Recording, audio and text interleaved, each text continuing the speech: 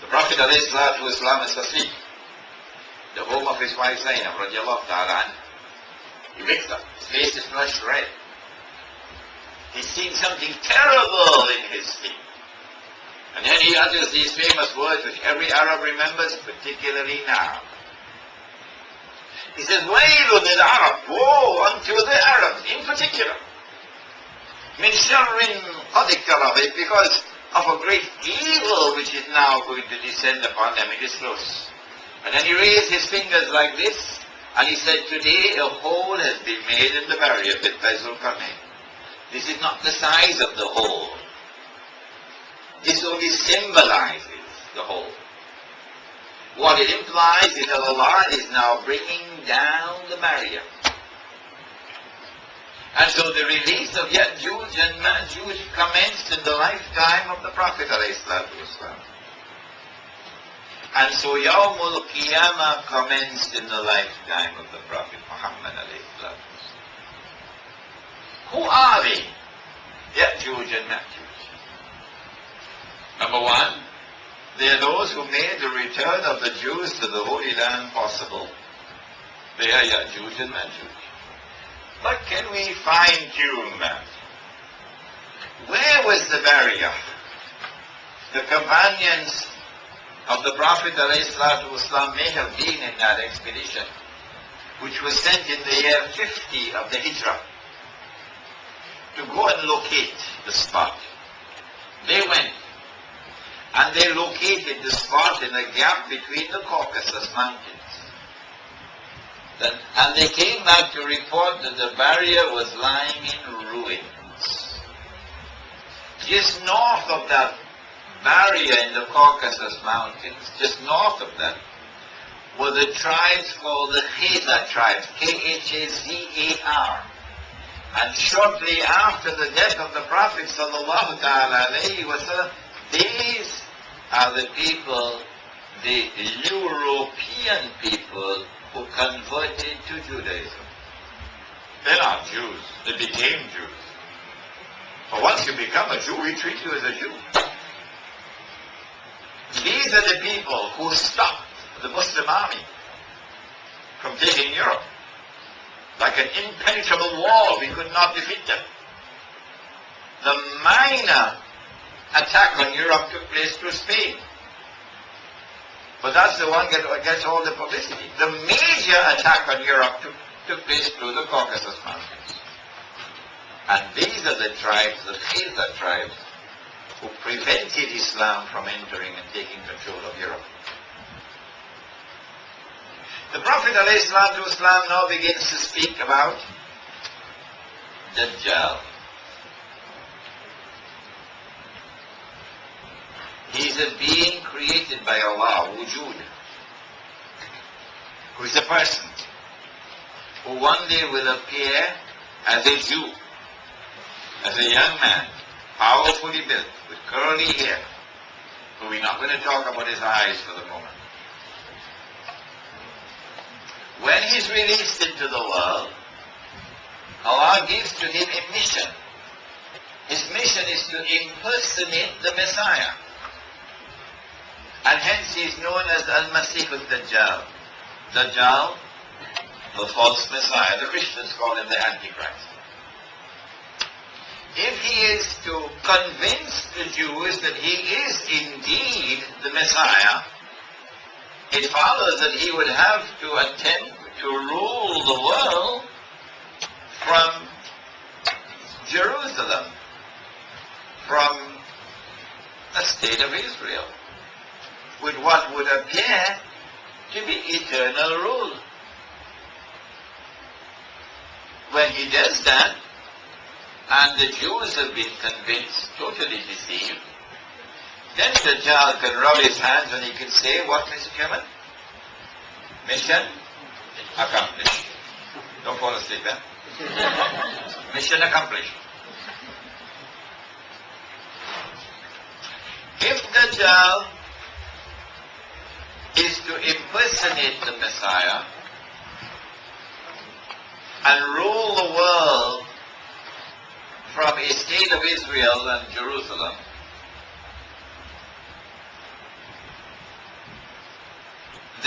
it follows logically, through a process of logical deduction, that you have to take a number of major steps. Minor steps are also there. But I'm not going to bother about the minor ones. Major steps. Number one, he would have to liberate the Holy Land for the Jews. Then they'll be convinced. You can't do that without waging war on Islam and on Muslims. Number two, he'd have to bring the Jews back to the Holy Land to reclaim it as their own. Then the Jews will be convinced. You can't do that without waging war on Islam and on Muslims. Number three, he would have to restore a state of Israel in the Holy Land and get the Jews to believe that this is the Israel of Nabi Dawood alayhi salam and Nabi Sulaiman alayhi salam. Of course it would not be an impostor. Then they would be convinced. You can't do that without waging war on Islam and Muslims. Are you beginning to understand now the war on Islam? Number four, he would have to cause that state of Israel to become the ruling state in the world,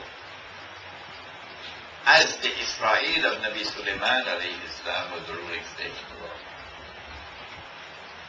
And it must appear to be eternal rule. He can now appear himself in Jerusalem ruling the world. And he would have successfully impersonated the Messiah.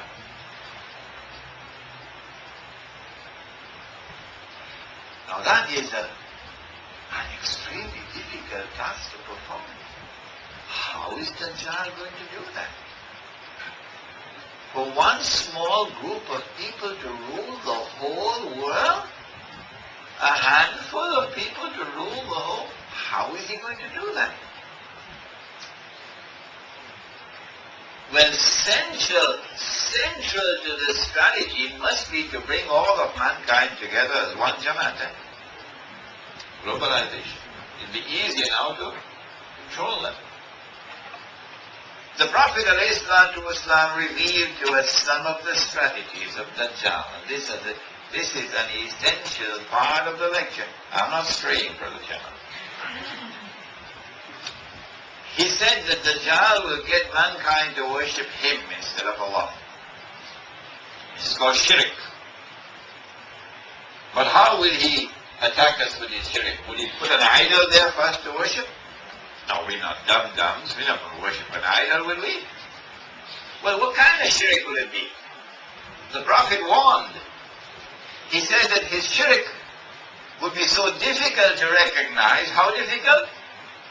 As difficult as it would be to recognize a black ant. What is ant in Bahasa? Sumbu. Sumbu. Black sumbu. Sumbu hitam. A black ant. On a black stone. On a dark night. Who can see a black ant on a black stone on a dark night? Not even Prime Minister can do that. Who can do that? The only one who can see that is the one who has Noor. Noor. But this Noor is not sold in the stock market. No. This Noor is not sold in the stock market. Oh, Dr. Noor is listening. This Noor, Allahu Noor as-samawati wal-ard. Allah is the Noor of the heavens and the earth. Yahdillahu li noorihi man yasha. Allah guides to His Noor whomsoever Allah wishes to guide. It is only the one who has that Noor in his heart. Only he can see the black ant on the black stone on a dark night. So only he can recognize the shirk of Dajjal. Where is that shirk today? Oh yes, it's here.